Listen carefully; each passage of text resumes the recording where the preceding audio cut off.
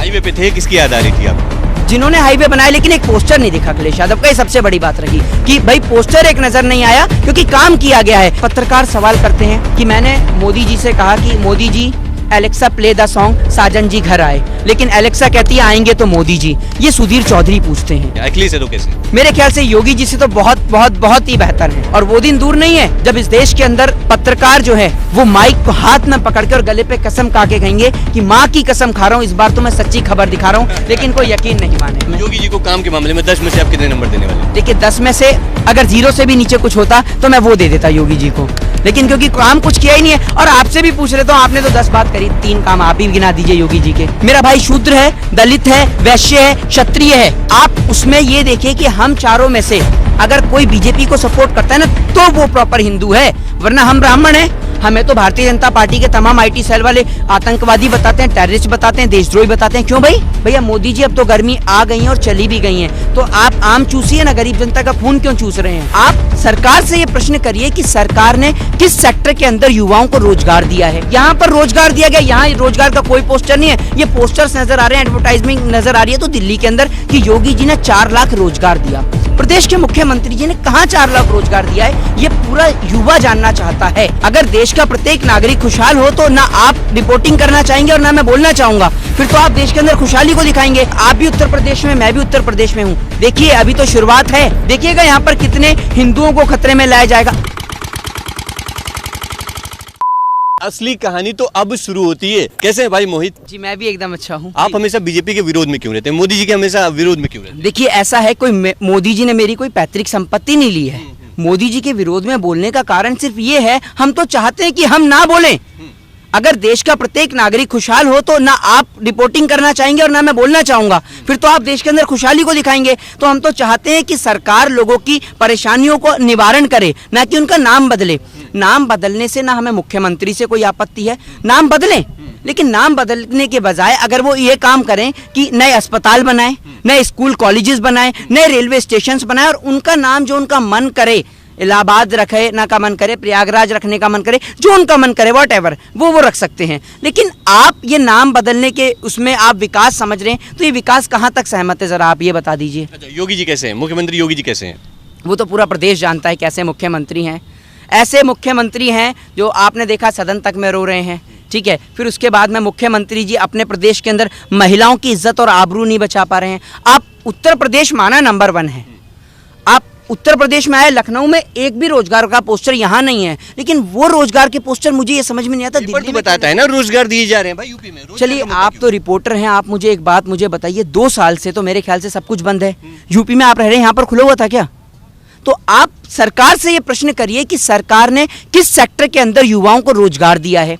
SSC GD के बच्चे आज धरने पे बैठे हैं, वो ज्वाइनिंग लेटर की मांग कर रहे हैं, तो सरकार ने किस क्षेत्र में उन्हें रोजगार दिया है, ये पूरा देश जानना चाहता है। चुनाव आ गया है खोपड़ी पे, उत्तर प्रदेश में लगभग सभी राजनीतिक पार्टियां चुनावी तैयारी कर रही हैं, तो क्या कहोगे कि अब की बार यूपी का मुख्यमंत्री कौन होना चाहिए? देखिए मेरे ख्याल से मुख्यमंत्री उत्तर प्रदेश को एक ऐसा नहीं चाहिए जो कास्टलिज्म पे बात करे, एक ऐसा मुख्यमंत्री नहीं चाहिए जो नाम बदलने में विश्वास रखे, एक ऐसा मुख्यमंत्री चाहिए जो कर्म करे, काम करे, उत्तर प्रदेश की जनता को, उत्तर प्रदेश के युवाओं को और उत्तर प्रदेश के तमाम किसानों के लिए सोचे, उत्तर प्रदेश की जनता के लिए सोचे। एक ऐसे मुख्यमंत्री की तलाश आज उत्तर प्रदेश की जनता कर रही है। क्वालिटी किसमें है? अभी तक किसी में दिखी? देखिए ऐसा है कि उत्तर प्रदेश की जनता ने पहले भी मुख्यमंत्रियों को चुना है और पहले मुख्यमंत्रियों ने काम कराया, ऐसा नहीं है। अगर आप आ जाएं तो लोग, सबसे बड़ा प्रश्न लोगों के लिए खड़ा होता था कि अगर आगरा में खड़े हो गए, आगरा पे खड़े होने के बाद 10 बार सोचते थे लखनऊ जाऊं तो कैसे, जाऊं तो जाऊं कैसे। आज आगरा से आप तुरंत एक्सप्रेस वे पकड़ते हैं और सीधा लखनऊ उतरते हैं आकर, ठीक है।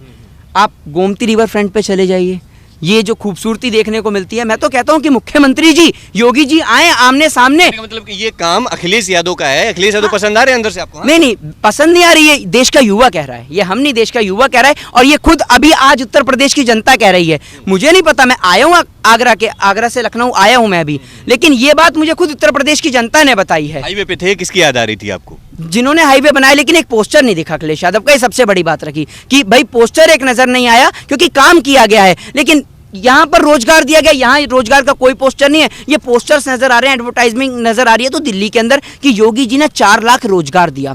प्रदेश के मुख्यमंत्री जी ने कहाँ 4 लाख रोजगार दिया है? ये पूरा युवा जानना चाहता है कि रोजगार की तलाश तो हम कर ही रहे हैं, रोजगार मिल ही कहाँ रहा है आपके राज्य में? रोजगार तो देखिए ऐसा है, हमारे पिताजी तो देश के गृह मंत्री हैं नहीं, और हम तो भाई बीसीसीआई के सचिव बन नहीं सकते हैं। हमारे को तो पढ़ लिख के कहीं ना कहीं जो गवर्नमेंट सर्विसेज हैं उनको ही ढूंढना है, उन्हीं को तराशना है। लेकिन जब आप गवर्नमेंट सर्विसेज नहीं निकालेंगे और जिनके एग्जाम्स होते हैं उनको आप नहीं देंगे, तमाम उनको ज्वाइनिंग लेटर्स नहीं देंगे, तो देश का युवा क्या करेगा?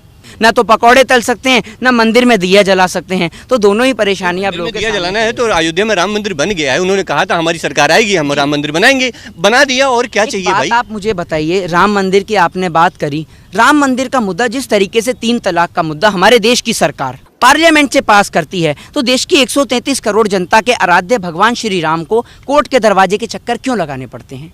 क्यों पार्लियामेंट से ये मुद्दा पास नहीं हुआ? तो ये मुद्दे का श्रेय आप भारतीय जनता पार्टी को ना दें, ये मुद्दे का श्रेय जाता है देश के सर्वोच्च न्यायालय यानी सुप्रीम कोर्ट को। नहीं, ये अब फैसला जब बीजेपी सरकार में आया है तो श्रेय तो योगी जी को जाएगा ना, या मोदी जी को जाएगा? आप एक बात मुझे बताइए, इससे पहले सपा सरकार थी, कांग्रेस की थी, बहन जी की थी, तो उनकी सरकार में भी तो फैसला आ सकता था। नहीं, आपने फिर अगर आप जा रहे हैं पीछे तो आपको फ्लैशबैक में ये भी जाना होगा कि अटल बिहारी वाजपेयी जी की भी सरकार थी, उनके समय पे भी नहीं आ पाया फैसला। तो आप ये देखिए, सरकारें सभी आई हैं और गई हैं, फैसला जो निर्धारित किया है वो सुप्रीम कोर्ट ने किया है, सुप्रीम कोर्ट के हैंडओवर था, सुप्रीम कोर्ट ने जो फैसला दिया और वो फैसले को देश की 133 करोड़ जनता ने बड़े शांतिपूर्वक तरीके से स्वीकार किया। शायद जिस बात की तकलीफ आज देश की सरकारों को हो रही है कि इस देश के अंदर राम मंदिर का मुद्दा, जो इनकी वोट बैंक की राजनीति थी, वो समाप्त हो गई है। तो अब वोट किस नाम पे मांगे जाएं? शिक्षा के नाम पे, स्वास्थ्य और बेरोजगारी और महंगाई के नाम पे अगर वोट मांगने के लिए भारतीय जनता पार्टी के नेता घर से निकलते हैं तो सिवाय जूतों के इनको कुछ नहीं मिलने वाला है। ये बात भारतीय जनता पार्टी के नेता जानते हैं, और आप भी उत्तर प्रदेश में, मैं भी उत्तर प्रदेश में हूँ। देखिए अभी तो शुरुआत है, देखिएगा यहाँ पर कितने हिंदुओं को खतरे में लाया जाएगा। अभी आप एक बात बताइए, सबसे बड़ा प्रश्न आपसे ही पूछ लेता हूँ, बंगाल का इलेक्शन खत्म हुआ, मैं बंगाल भी होके आया। बंगाल के चुनाव खत्म हो जाने के बाद गृह मंत्री माननीय श्री अमित शाह जी ने कितनी बार ये स्टेटमेंट दिया कि बंगाल का हिंदू खतरे में है? बताइए, एक बार भी नहीं दिया। क्यों? आप चुनाव खत्म हो जाते तो हिंदू खतरे से बाहर आ जाता है, हैं? और वो दिन दूर नहीं है जब इस देश के अंदर पत्रकार जो है वो माइक को हाथ में पकड़ के और गले पे कसम खा के कहेंगे कि माँ की कसम खा रहा हूँ, इस बार तो मैं सच्ची खबर दिखा रहा हूँ, लेकिन कोई यकीन नहीं मानेगा। वो दिन भी आपको जल्दी इस देश के लोकतंत्र में देखने को मिलेगा। उसके पीछे कारण है, पत्रकार का सवाल है देश के प्रधानमंत्री से ये पूछना कि देश के अंदर महंगाई क्यों है, बेरोजगारी क्यों है, और आपको 35 रुपये पेट्रोल मिलता है तो जनता को 110 रुपये में क्यों मिलता है? इतना टैक्स लगाया जा रहा है तो क्यों लगाया जा रहा है? फिर पत्रकार सवाल करते हैं कि मैंने मोदी जी से कहा कि Modi ji Alexa play the song साजन जी घर आए, लेकिन एलेक्सा कहती है आएंगे तो मोदी जी। ये सुधीर चौधरी पूछते हैं। एक पत्रकार उनसे पूछता है, दीपक चौरसिया, कि मोदी जी आप जेब में पर्स रखते हैं नहीं रखते हैं? तो आप ये बताइए कि लोगों की मूलभूत सुविधाएं, रोटी, कपड़ा और मकान, इनको छोड़कर आप पूछें प्रधानमंत्री से कि आप जेब में पर्स रखते हैं नहीं रखते हैं। आप एक सेलिब्रिटी को आप इंटरव्यू दें और उसमें पूछा आपसे कि आप आम काट के खाते हैं, चूस के खाते हैं। भैया मोदी जी अब तो गर्मी आ गई है और चली भी गई हैं, तो आप आम चूसिए ना, गरीब जनता का खून क्यों चूस रहे हैं? खून मुख्यमंत्री भी चूस रहे हैं, प्रधानमंत्री भी चूस रहे हैं, बेचारी जनता परेशान है। चलिए 2022 चुनावी मुद्दे पे आते हैं। चेहरा कौन सा है आपके लिए सबसे बेहतर यूपी में मुख्यमंत्री के? योगी जी को तो इस प्रदेश के युवा इतने सारे खड़े हैं, आप योगी जी को दोबारा लाना चाहेंगे क्या? ये इनकी राय है ये, ठीक है? तो ये उत्तर प्रदेश के वोटर हैं और इतने सारे मोहित भाई, आप जहां भी जाते हैं जनता से बुलवा देते हैं कि आप चाहते कि नहीं चाहते, आप किसको चाहते हैं? मैं ये जानना चाहता हूँ। देखिए मैं सुनिए, मेरे एक अकेले के वोट से कुछ नहीं होगा। इस देश के अंदर, इस देश का जो युवा है, यंगस्टर है, आज वो बोलने से घबराता है। जानते हैं क्यों? वो इसलिए घबराता है क्योंकि उसको पता है कि उसके पिताजी 200 से 500 रुपये कमाते हैं और उसकी इतनी औकात नहीं है कि वो जाके कोर्ट में से एंटीसिपेटिक बेल लिया है। अच्छा, अखिलेश यादव कैसे हैं? अखिलेश यादव कैसे हैं? मेरे ख्याल से योगी जी से तो बहुत ही बेहतर हैं, बहुत बेहतर है। योगी जी से तो सारे मुख्यमंत्री बेहतर हैं, सारे मुख्यमंत्री बेहतर हैं। अच्छा, तो कहने का मतलब है कि आपके हिसाब से अब की बार मुख्यमंत्री के तौर पर अखिलेश यादव मुख्यमंत्री बने? हाँ, आ जाना चाहिए बिल्कुल वापस, जनता चाहती है, आना चाहिए, कोई दिक्कत नहीं है, कोई दोहराए नहीं है इस बात। ऑप्शन के तौर पर मायावती जी भी हैं जी, वो क्यों नहीं? देखिए मैं आपको एक बात सीधे तौर पे बताऊं, ऑप्शन के तौर पे ये ऑप्शन डिसाइड करने का फैसला जनता के हाथ में है, और मेरे ख्याल से दोनों मुख्यमंत्रियों को, क्योंकि योगी जी इस लाइन में नहीं है। विपक्षी जितने भी लोग हैं जो चुनाव लड़ रहे हैं, उनको अपनी रिपोर्ट कार्ड जनता के आगे पेश करनी चाहिए और जनता निर्धारित करेगी कि वो किसकी रिपोर्ट कार्ड को बेहतर समझती है, अच्छा समझती है। तो जनता स्वीकार करेगी कि किस रिपोर्ट कार्ड में दम है। योगी जी को काम के मामले में 10 में से आप कितने नंबर देने वाले हैं? देखिए 10 में से अगर 0 से भी नीचे कुछ होता तो मैं वो दे देता योगी जी को, लेकिन क्योंकि काम कुछ किया ही नहीं है और आपसे भी पूछ रहे तो आपने तो 10 बात करी, 3 काम आप भी गिना दीजिए योगी जी के। मैं तो जानता नहीं हूँ, आप तो उत्तर प्रदेश में रहते हैं, आप गिना सकते हैं जनता को भी। मायावती जी को 10 में से कितने नंबर देंगे आप?